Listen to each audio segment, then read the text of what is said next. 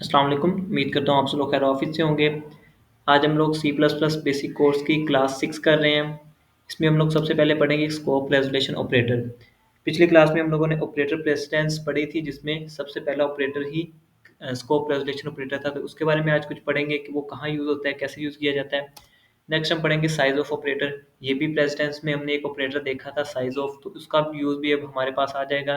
तो कुछ उसका उसके बारे में देखेंगे कि इसका यूज़ कहाँ पे किया जाता है और किस तरह से यूज़ करते हैं इसको। इसके बाद हम लोग रेफरेंस वेरिएबल देखेंगे इस क्लास में। तो चलते हैं डेफ सी प्लस प्लस में, वहीं पे इनको डिटेल से देखते हैं। सबसे पहले तो हम करेंगे हैश इंक्लूड का यूज़। हैश इंक्लूड आईओस्ट्रीम, ये हमारी हेडर फाइल होगी। एक ही हेडर फाइल यूज़ कर रहा हूँ मैं अभी, name space S T D semicolon और इंट मेन, ये हमारा फंक्शन स्टार्ट हो गया, मेन फंक्शन। अब यहाँ से आगे हम लोग ब्रैकेट्स लगा लें एक दफ़ा और उसके बाद स्टार्ट करते हैं। अच्छा, आप लोगों को मैंने आई थिंक क्लास नंबर 3 या 2 में हमने बात की थी वेरिएबल्स की। तो वहाँ मैंने आपको दो किस्म के वेरिएबल्स बताए थे कि जो वेरिएबल्स हैं वो ग्लोबल वेरिएबल्स भी होते हैं एंड लोकल वेरिएबल्स भी होते हैं। तो लोकल वेरिएबल्स वो थे जो हम लोग यहाँ पे यूज़ करते थे, लाइक इंट। यहाँ पे मैंने ए को एक वेरिएबल रखा और इज इक्वल टू 15 कर लिया। और ग्लोबल वेरिएबल्स वो वेरिएबल्स थे जो हम फंक्शन के बाहर रखते थे। फंक्शन के बाहर भी मैं रख लेता हूँ int A is equal to 15। तब भी मैंने इसकी ये एग्जांपल दी थी कि अब हम इसमें एक काम करते हैं, 20 रख लेते हैं और इंट ए में 15 रख लेते हैं। अब दोनों एक ही डाटा टाइप है, एक ही वेरिएबल नेम है, लेकिन उसके अंदर डाटा हमने 20 रख दिया है ग्लोबल में और लोकल में रख दिया है 15। अगर मैं इसको सी आउट से प्रिंट करवाता हूँ, प्रिंट हम क्या करवाएंगे, प्रिंट हम करवा लेते हैं ए वैल्यू इज, ये आपकी मर्जी है, जो मर्जी लिखें। प्रिंट तो हमने ए करवाना है। अब कौन सा ए प्रिंट होगा, ए के है हमारे पास जो लोकल वेरिएबल का है, ये लोकल वेरिएबल है क्योंकि ये फंक्शन के अंदर है। जो फंक्शन के अंदर होता है, मेन फंक्शन के अंदर है, वो लोकल वेरिएबल है। जो मेन फंक्शन से बाहर है वो ग्लोबल वेरिएबल है, वो हर जगह यूज होगा। लाइक उसकी मैं एग्जांपल देता हूँ आपको, वेरिएबल। अभी हम सिर्फ एक फंक्शन लिखते हैं इंट मेन वाला। हम ऐसा भी कर सकते हैं कि यहाँ पे एक और न्यू फंक्शन का यूज़ करें। तो जो ग्लोबल वेरिएबल होता है वो जितने भी फंक्शन हम यूज़ करेंगे उन सब के लिए होता है, तो इसलिए उसको ग्लोबल कहते हैं। और लोकल वही है जो फंक्शन के अंदर यूज़ किया गया, तो वो जस्ट उसी के लिए होता है। तो हम अभी जो प्रिंट करवाएंगे वो कौन सा वेरिएबल प्रिंट होगा, लोकल या ग्लोबल, क्योंकि हम इंट मेन के अंदर प्रिंट करवा रहे हैं। तो F9 प्रेस करता हूँ। तो अभी क्लास सेव नहीं की हम लोगों ने, तो इसको फाइल को सेव कर लेते हैं 06 नेम से। सेव कर लिया। अब मैं इसको कंपाइल करूँगा। कंपाइल करके हमने देखा कि इसने 15 आंसर दिया है हमें। हमने जो पिछली क्लास में ऑपरेटर प्रेसिडेंस पढ़ी थी उसमें भी यही था कि कौन सी चीज़ पहले आएगी। तो यहाँ पे अगर हम वेरिएबल प्रेसिडेंस देखें तो पहले क्या होता है, लोकल। अगर हम कोई भी चीज़ प्रिंट करवाएंगे तो पहले वो लोकल वेरिएबल को देखेगा, देन वो ए इज इक्वल टू 20 देखेगा। मतलब उसको ए का वो पता है जो लोकल है, मतलब लोकल को वो ज़्यादा प्रेजेंस दे रहा है, पहले दे रहा है। अब हम जब भी प्रिंट करवाएंगे ए, वो लोकल वाला ही देखेगा, ग्लोबल को वो नहीं देखेगा। लेकिन अगर हमें ग्लोबल वाली वैल्यू लेनी हो, मतलब 20 को हमें लेना हो, तो हम क्या करेंगे, तो उसके लिए स्कोप रेजोल्यूशन ऑपरेटर का यूज़ होता है। स्कोप रेजोल्यूशन ऑपरेटर की अगर बात करें तो लास्ट क्लास में हमने देखा था कि ऑपरेटर प्रेसिडेंस कौन सी होती है। तो सबसे पहले इसने ये देखिए स्कोप रेजोल्यूशन का कहा है कि सबसे पहले इस पे अमल किया जाता है, देन इंक्रीमेंट डिक्रीमेंट, और उसके बाद आहिस्ता आहिस्ता हम लोग ये यूज़ करते हैं। तो ये ऑपरेटर जहाँ पे यूज़ होगा पहले उस चीज़ को देखा जाएगा। तो यहाँ पे हमने ऐसे ही करना है कि यहाँ पे हम यूज़ कर देंगे स्कोप रेजोल्यूशन ऑपरेटर को।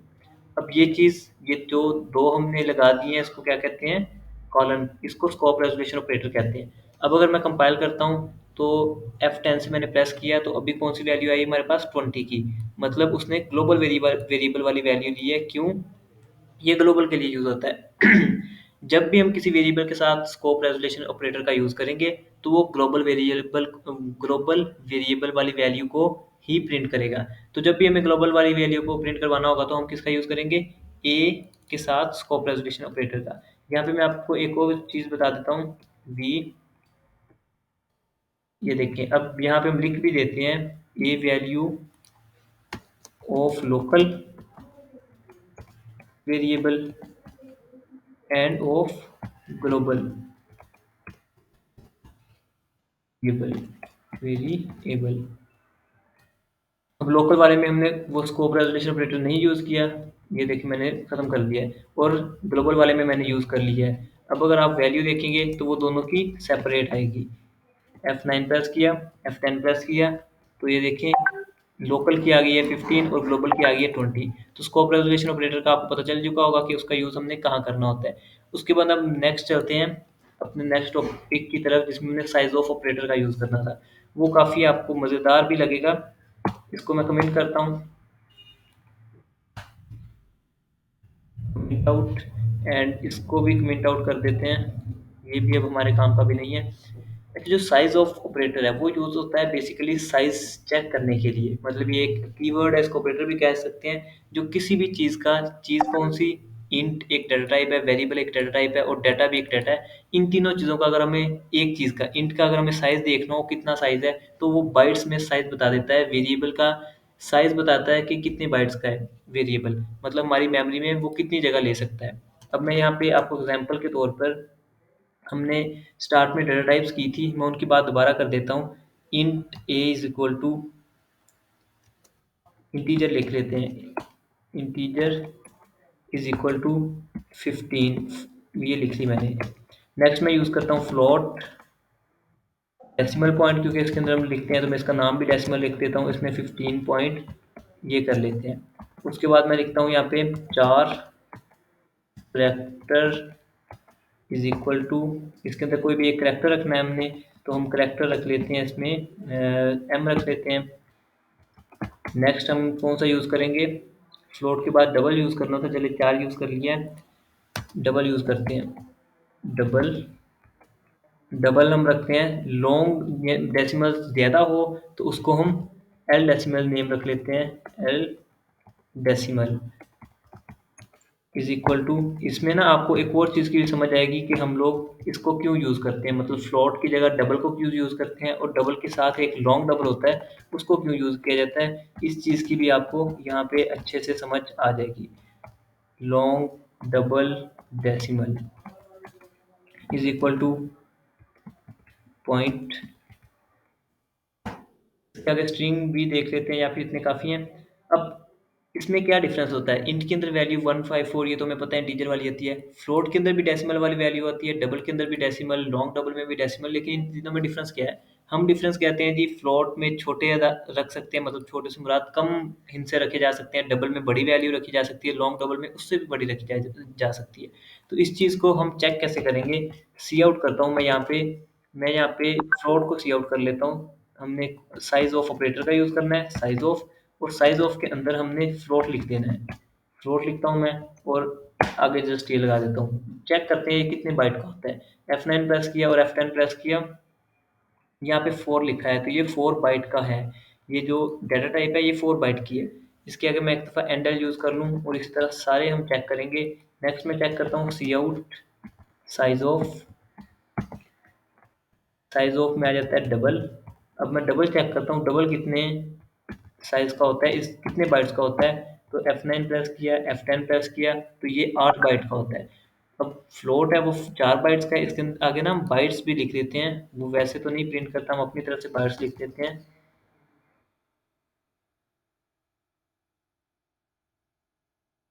बाइट्स। नेक्स्ट हम लॉन्ग डबल का चेक करते हैं, लॉन्ग डबल कितने बाइट्स का होता है,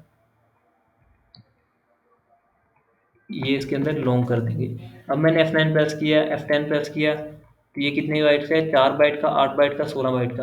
अब ये चीज़ आपने वैसे भी याद रखनी होती है, शायद मैंने आपको उस वक्त बताया था कि गूगल से भी आप देख सकते हैं कि हर चीज़ की एक अपनी मेमोरी है कि वो कितनी मेमोरी स्टोर कर सकता है। तो फ्लोट 4 बाइट स्टोर कर सकता है, डबल 8 बाइट और लॉन्ग डबल 16 बाइट। ये आप अपने कंपाइलर से भी पता चलवा सकते हैं, जैसे मैंने अभी सेट ऑफ ऑपरेटर का, साइज ऑफ ऑपरेटर का यूज़ करके करवाया है। अच्छा, ये तो हो गया फ्लोट डबल, तो हम इंट का भी करवा सकते हैं, तो इंट का भी चेक कर लेते हैं, क्यों ना।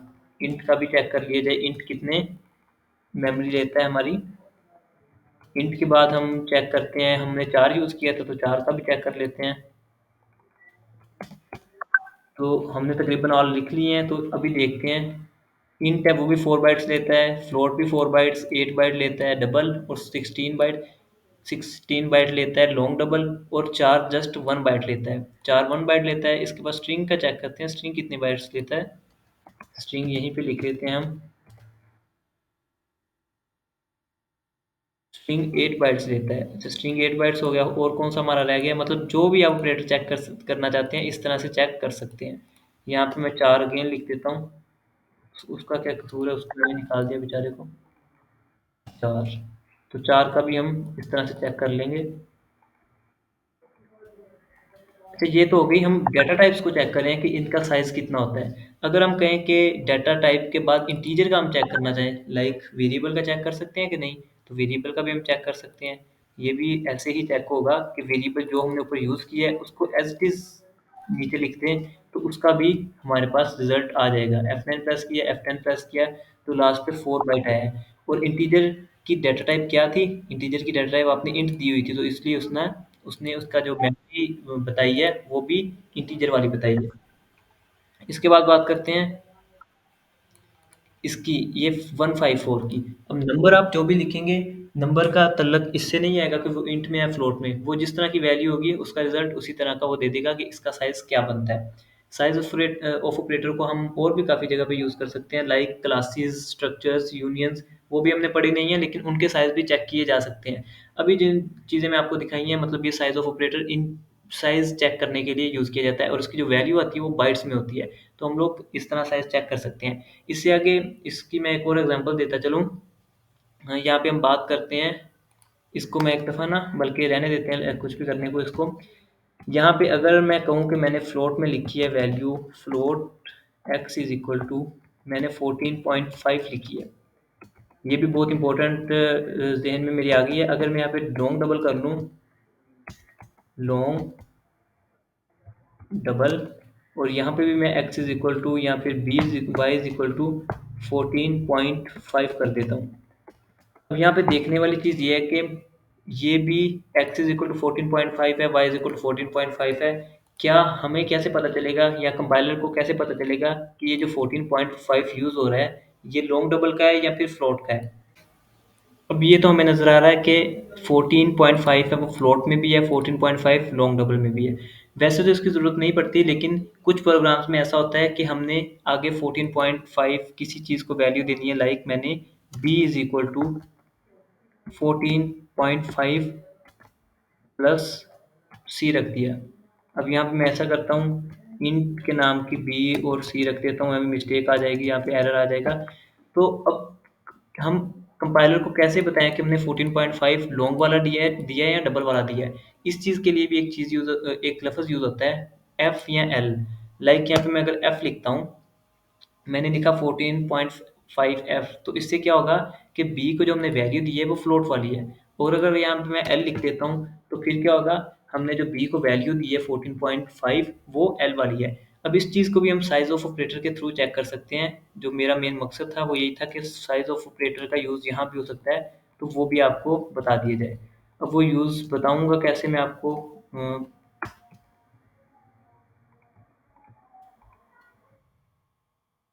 लेट हम यहाँ पे लिखते हैं 14.5, 14.5 लिखा मैंने और साथ f लिख दिया।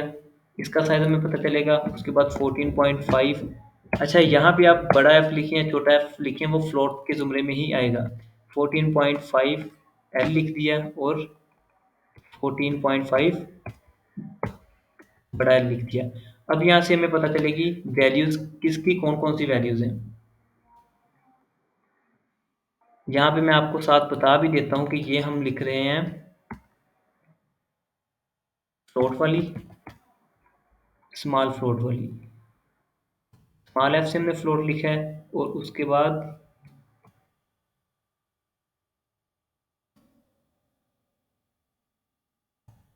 ये दूसरे से लिखा था, और ये हमने लिखा है लॉन्ग से, लॉन्ग से, और ये बड़े एल वाले लॉन्ग से। अब इसको मैं कंपाइल करता हूँ। ये शायद हमने एक सेमीकोलन लगाया था। अच्छा, इतना मैं एक दफ़ा कर देते हैं हम लोग, ऊपर वाला सी आउट ना यूज़ करने के लिए हम लोग यहाँ पे इसका यूज़ कर लेंगे। अच्छा, मैं कंपाइल कर रहा हूँ, कंपाइल कर किया मैंने, F10 प्रेस किया, तो जो फ्लोट वाली वैल्यू थी जो स्मॉल एफ वाली थी वो कितनी है, 4 बाइट्स, मतलब एफ लगाने की वजह से उसे पता चल गया ये वैल्यू कौन सी है, ये वैल्यू वो वैल्यू है जो हमने फ्लोट के अंदर रखी हुई है। तो 4 बाइट्स उसकी उसने बता दी मेमोरी, दूसरे फ्लोट की उसने 4 बाइट्स बताई है, और जो लॉन्ग वाली थी उसकी 16 बाइट बताई है। ये कैसे हुआ, ये हमारा एफ और एल यूज करने से हुआ है, और इससे हमारे पास कोई एरर भी नहीं आएगा। अब एरर ना आने की मैं आपको गारंटी कैसे दे सकता हूँ, वो ऐसे कि अगर मैं सी आउट बी प्रिंट करवाता हूँ यहाँ पे, इस वक्त जीरो के अंदर वैल्यू क्या है, सिफर है, सी के अंदर सिफर वैल्यू है, और बी को मैंने रखा ही ये हुआ है, तो इसको बी को यहाँ से खत्म करके यहाँ पे रख लेते हैं। अब यहाँ पे मैं प्रिंट करवाता हूँ F9 इज इक्वल टू, ये नहीं लिखना था, F9 क्लिक किया मैंने, उसके बाद F10 प्रेस किया है, तो क्या जवाब आया 14.5, मतलब 14.5 के अंदर हमने जमा किया, सी जीरो था तो 14.5 ही आना था ना, यानी कि जो एल था ये उसने इग्नोर नहीं किया, ये कीवर्ड के तौर पे यूज हुआ है। मतलब कि एक कीवर्ड कीवर्ड कह सकते हैं, या फिर ऑपरेटर, या जो भी कह लें, मतलब सी प्लस प्लस कीवर्ड के तौर पे यूज हुआ है, इसकी वजह से कोई एरर नहीं आएगा। अदरवाइज यहाँ पे हम सी यूज करते हैं, अगर सी यूज किया तो यहाँ पे साफ एरर आ रहा है कि ये सी क्या चीज़ है, वो पहले पूछेगा कि सी है क्या। तो एफ एल या इस तरह की जो चीज़ें इसके अंदर खुद यूज होंगी, वो आपको कोई एरर नहीं देंगी। यहाँ पे आप एफ यूज करेंगे फ्लॉट के लिए, एल यूज करेंगे लॉन्ग डबल के लिए। तो ये हमारा था जिसमें हमने साइज ऑफ ऑपरेटर चेक किए और कुछ ये चीज़ें चेक की, फ्लोट और लॉन्ग डबल की पहचान आपने कैसे करनी है। इसके बाद हमारा जो नेक्स्ट टॉपिक है वो है रेफरेंस वेरिएबल का। अब रेफरेंस वेरिएबल की तरफ चलते हैं, उससे पहले मैं ज़रा इसको मिंट आउट करता चलूँ।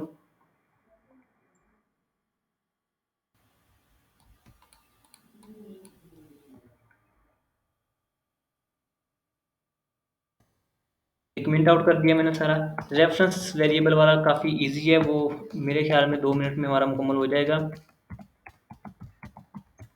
इसकी सिंपल सी एग्जांपल है कि मेरा नाम, अब मैं एमएस बताता हूँ काफ़ी लोगों को, अब मेरे घर वालों के लिए मेरा नाम कुछ और होगा, कुछ लोगों को मैंने एमएस रहमान बताया हुआ है, मतलब हर बंदा मुझे अलग अलग नाम से जानता है, जो कि 4-5 नाम बन जाते हैं। तो अगर मैं कहूँ कि मैं इसको कंपाइलर में कैसे यूज़ कर सकता हूँ, तो वो कुछ इस तरह से होगा, int X is equal to 10 रख दिया मैंने।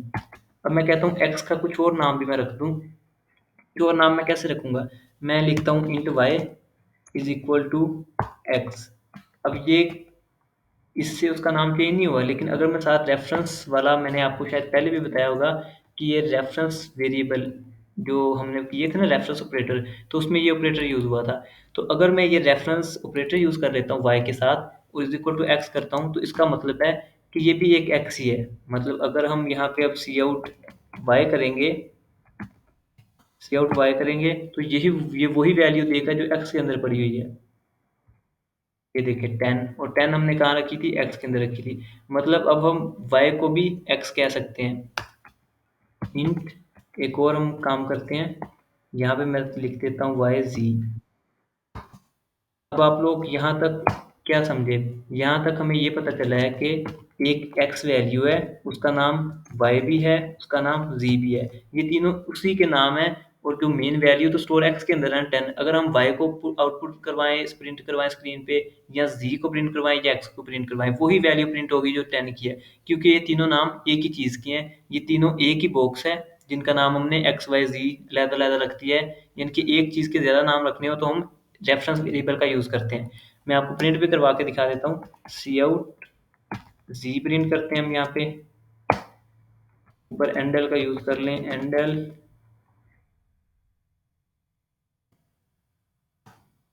और उसके बाद इसको एक्स लिखता हूँ। तो अभी हम देखते हैं, मैंने एक्स प्रिंट करवाया, वाई प्रिंट करवाया और जी प्रिंट करवाया, तो तीनों की वैल्यू 10-10 आई है। मतलब ये सिर्फ नेम चेंज है इनके, बाकी सब कुछ सेम है, एक ही चीज़ के 3 नाम रखे हुए हैं, तो ये आ जाता है रेफरेंस वेरिएबल। उम्मीद है आपको इसकी समझ आ चुकी होगी। अब इसकी असाइनमेंट देखते हैं कि आपने किस तरह की असाइनमेंट करनी है। तो मैंने आपको डेटा टाइप्स कुछ दिखाई थी, उनका आपने साइज चेक करना है, ये आपकी असाइनमेंट होगी। किन किन डेटा टाइप्स की आपने असाइनमेंट साइज चेक करना है वो मैं आपको यहाँ पे लिख के दे देता हूँ कि इनका साइज आपने लेके आना है मेरे पास, कि क्या क्या साइज आता है, और वो प्रोग्राम के थ्रू आप लोग करेंगे। Int, float, double, long double ये तो मैंने कर दिए थे। उसके बाद 4 स्ट्रिंग इन डेटा टाइप्स का आपने, और अगर आपके ज़हन में कुछ और भी डेटा टाइप्स आती हैं तो उनका आपने एक प्रोग्राम बनाना है जिसमें उसका साइज़ चेक करके आप मुझे देंगे। ये आपकी क्लास 6 की असाइनमेंट होगी। तो मिलते हैं इंशाल्लाह नेक्स्ट वीडियो में। अस्सलाम वालेकुम।